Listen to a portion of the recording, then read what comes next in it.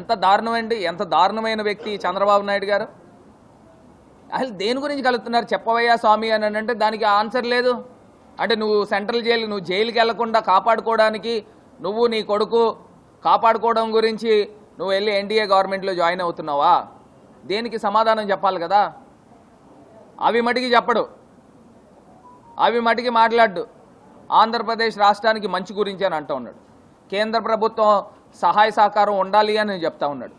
మరి ఎందుకు బయటకు వచ్చావు? 2018లో ఎందుకు బయటకు వచ్చావు? ధర్మ పోరాట దీక్షలు ఎందుకు చేసావు? ఏం సాధించావు?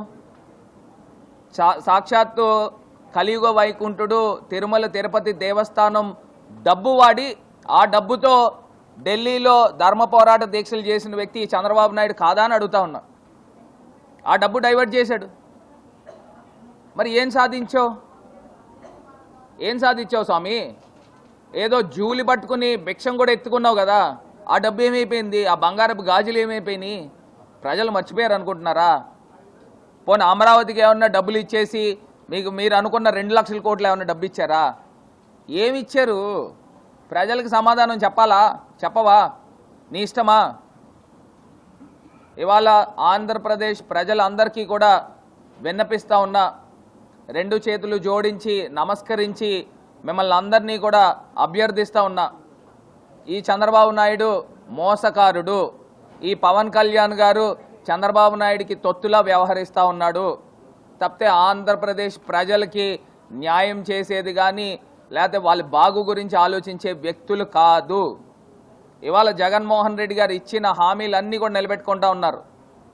ఇవాళ మీరు అనుకోవచ్చు, ఒకవేళ కేంద్ర ప్రభుత్వం టీడీపీతో ఉంటుంది కదా, మళ్ళీ వాళ్ళే వస్తారేమో, అప్పుడు ఆంధ్రప్రదేశ్కి ఏదో చేస్తారేమో అని మీరు అనుకోవచ్చు.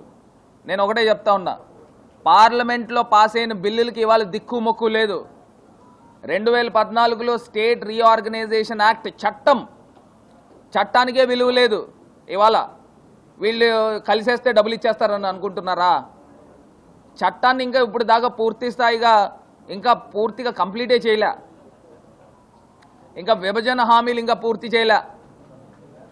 ఇవాళ మళ్ళీ తీసుకెళ్ళి ఈ తెలుగుదేశం పార్టీ మాటలు విని ఓట్లు కనుక వేస్తే మొత్తం ఆంధ్రప్రదేశ్ ప్రజలందరినీ కూడా వాళ్ళు ఢిల్లీ పెద్దలు కాళ్ళ దగ్గర తాకట్టు పెట్టబోతున్నాడు ఈ చంద్రబాబు నాయుడు అని చెప్పి ఇవాళ మీడియా సాక్షిగా ప్రజలందరికీ కూడా తెలియపరుస్తూ ఉన్నా.